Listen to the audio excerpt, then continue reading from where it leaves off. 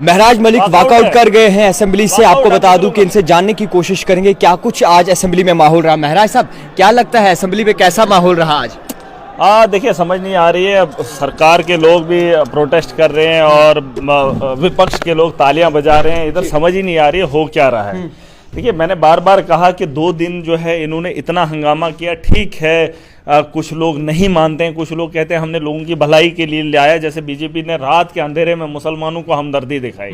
ठीक है, मैंने इस पे कल भी बात की थी। लेकिन एक वक्त होता है, आप हर दिन जो है उसी मुद्दे पे बात मत करो।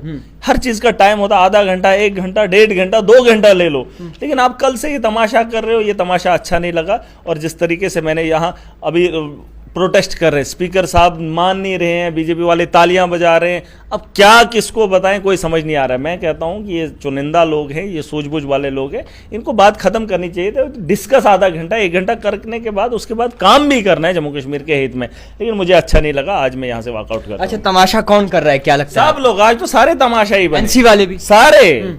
मतलब ऐसा खेल खेल रहे हैं, कुछ समझ ही नहीं आ रहा है हो क्या रहा है। स्पीकर जो है सरकार का, स्पीकर है, लोग कर ही नहीं रहा है। कल आधे घंटे के बाद आलो कि आप बोल रहे सब जुडिस शायद आज हुआ है, कल तो था ही नहीं। मुझे समझ ही नहीं आ रही है कि बात करने में दिक्कत कहाँ है। अगर जम्मू कश्मीर के अंदर मुस्लिम मेजोरिटी स्टेट है तो वक्फ बिल पे बात करना क्या गुनाह है?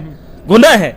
लेकिन मुझे समझ नहीं, बीजेपी वाले भी तालियां बजा रहे हैं, डरते हैं। वो एक तरफ से बोलते हैं मुसलमानों के हित में। अगर मुसलमानों के हित में तो इतनी मेजोरिटी में मुसलमान अगर मांग कर रहे हैं हमको बात करनी है, बिल तो पार्लियामेंट में पास हो गया, तो अब यहां पर बात करना क्या ही गलत था अगर ये अच्छा है। बीजेपी वाले भी अपना पक्ष रखते, लेकिन ये ढोंग है यार, ये मुझे कुछ अच्छा नहीं लगा। अच्छा, एक और सवाल रहेगा। जिस तरीके से ये भी दावा किया जाता है और ये भी काफी सारे लीडर्स की जानिब से कहा गया है कि चीफ मिनिस्टर उमर अब्दुल्ला उनके ही पास, उन्हें ही रिसीव करने के लिए उनके ही आगे रेड कार्पेट डाला है जिन्होंने इस वक्त बिल को पास करवाया है पार्लियामेंट। आज यहाँ पर होना चाहिए था। ये जरूरी नहीं है कि वहाँ पर सैर व तफरी के लिए कोई आए या कुछ बात करे, माइनॉरिटी के मिनिस्टर आए। मुझे लगता है आज हाउस था, 7 साल के बाद चुनाव हुए थे, चीफ मिनिस्टर को सबको यहाँ पर होना चाहिए था। क्योंकि ये जो धांधली है ये ना होती तो कहीं ना कहीं 2 दिन जो ज़ाया हुए हैं, अगर इतना भी हो सकता है कि इनको जो है दोबारा से एक्सटेंड किया जाए।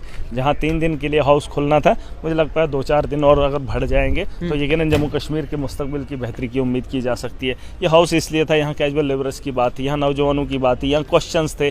चाहे बीजेपी के एमएलए यहाँ के लोगों ने बीजेपी को वोट दिया, लेकिन काम तो सरकार किसका करेगी? पूरे आवाम का, नौजवानों का काम करेगी। लेकिन जब यहाँ पर रेजोल्यूशन ही पास नहीं होगा, सवाल ही नहीं होंगे, बस हंगामा सुबह से शाम, 2 दिन बचे, 1 दिन खत्म हो जाएगा, बात खत्म। यूनियन मिनिस्टर का ये बयान आया है कि जिस तरीके से वक्फ बिल अमेंडमेंट पास हुआ है, तरमीमी बिल पास हुआ है, उसमें जो तब्दीलियां आई हैं वो समझने की बात है और ये जम्मू कश्मीर के माइनॉरिटी, खास हिंदुस्तान की माइनॉरिटी के लिए अच्छा कदम है। देखिए, मैं वही कह रहा हूँ, हर चीज का टाइम है। आप पूरा दिन, या तो अगर आपको इतना ही शौक है तो उतारो लोगों को सड़कों पर, करो प्रोटेस्ट, करो हंगामे, ये चीज़ें दिखाओ। मैं ये कह रहा हूँ कि लोगों को समझना चाहिए और सरकार में बैठे लोगों को भी समझना चाहिए। फिलहाल तो स्पीकर साहब ने एलो कर लेना चाहिए था, आधा घंटा इस पर डिस्कस करना चाहिए था। ऐसा कोई गुनाह नहीं था।